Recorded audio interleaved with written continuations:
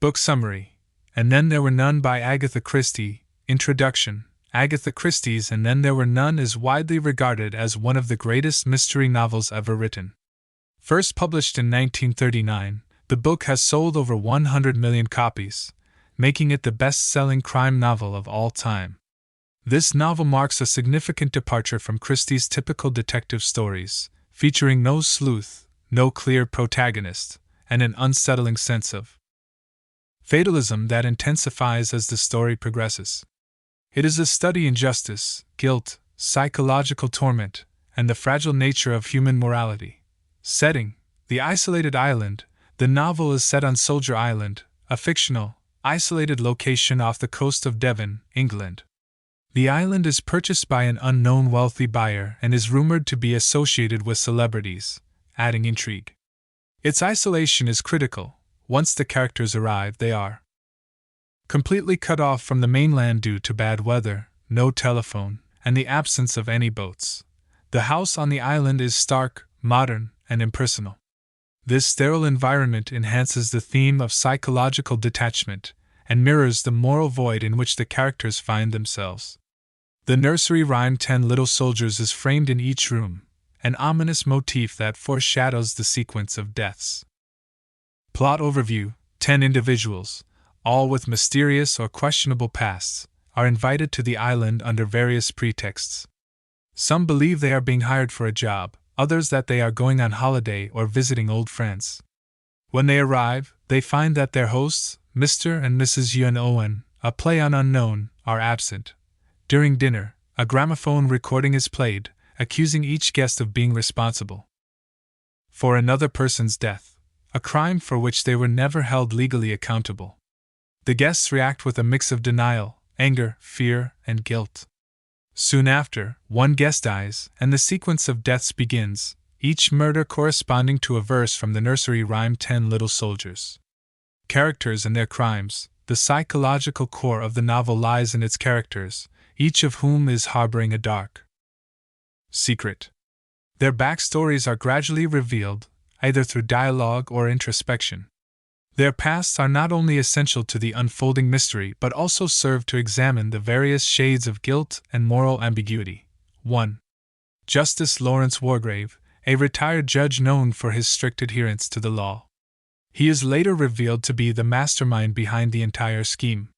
His crime: sentencing Edward Seaton to death, a man who may or may not have been innocent. 2. Vera Claythorne, a former governess whose negligence and possible complicity led to the drowning of a boy in her care, Cyril Hamilton. She hoped to marry Cyril's uncle, Hugo, and Cyril was in the way of that inheritance. 3. Philip Lombard, a soldier of fortune. He abandoned a group of East African tribesmen, knowing they would die. He admits to it without remorse, believing in survival of the fittest. 4. Dr. Edward Armstrong, a respected surgeon who operated while drunk, leading to a woman's death. His outward professionalism masks deep insecurity. 5. William Bloor, a former police inspector who perjured himself in court, sending an innocent man, James Landor, to prison, where he died. 6.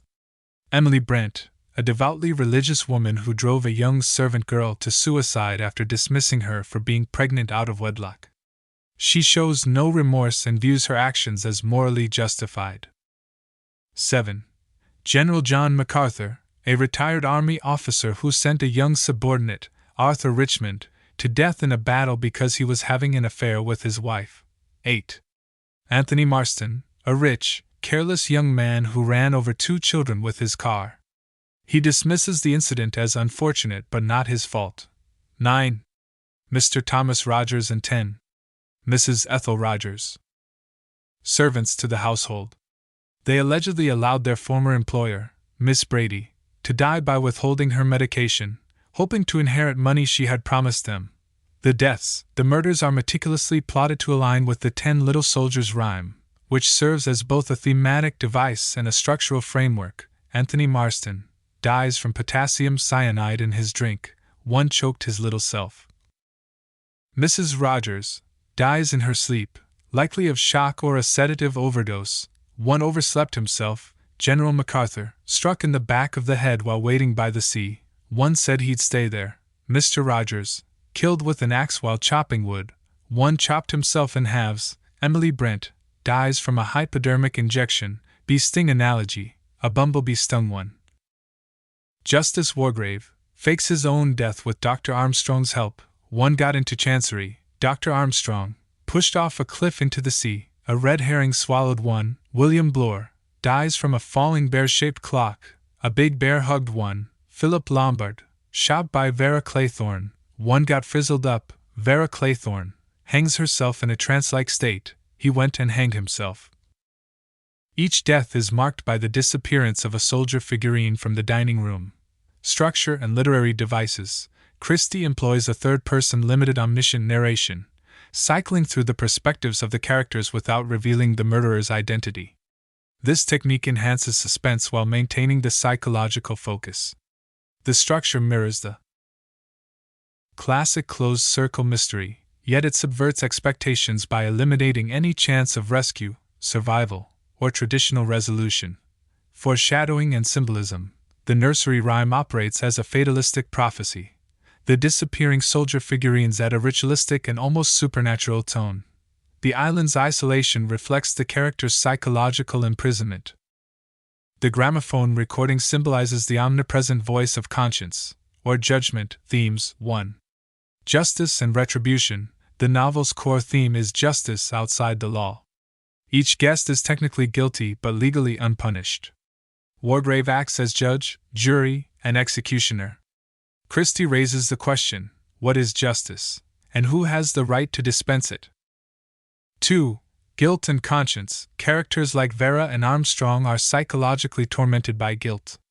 Vera hallucinates, feels haunted by the boy she let drown, and ultimately succumbs to madness. Others, like Emily Brent and Lombard, remain remorseless, believing in their moral superiority. 3. Isolation and paranoia. The physical isolation leads to a collapse of rationality. As the body count rises, the guests turn on each other. Trust disintegrates. Christie examines how fear strips away civility and reveals primal instincts. 4. The unknowable nature of evil. The absence of a traditional detective leaves the mystery unsolved until the final confession. This makes evil seem arbitrary, omniscient, and beyond human comprehension, embodied in Wargrave's calculating, almost divine role. The final revelation, Wargrave's confession. After the last death, police are left baffled. All 10 people are dead, and no murderer remains. The answer comes through a bottle discovered at sea, containing a manuscript confession by Justice Wargrave. Wargrave reveals he had a fascination with justice from a young age, but also possessed a latent desire to kill. Diagnosed with a terminal illness, he decided to create a perfect murder mystery. He carefully selected victims whose crimes had gone unpunished. He faked his own death with Armstrong's help, then killed Armstrong and staged his final suicide to seem impossible. His confession is chillingly rational. He does not see himself as evil but as an agent of moral correction. His last line expresses satisfaction in having committed the perfect crime. Conclusion, And Then There Were None is not just a murder mystery, it's a philosophical exploration of justice, morality, and human psychology. Agatha Christie crafts a tightly woven plot that continues to resonate with readers for its intellectual challenge and existential dread. The novel offers no hero, no redemption, and no hope. Only a brilliant, devastating narrative that examines what happens when society's rules are stripped away and each person must face their own crimes. Christie's genius lies not only in the intricacy of her plot but in the moral ambiguity she leaves behind. Was Wargrave justified? Are the victims truly victims? These questions linger long after the last page.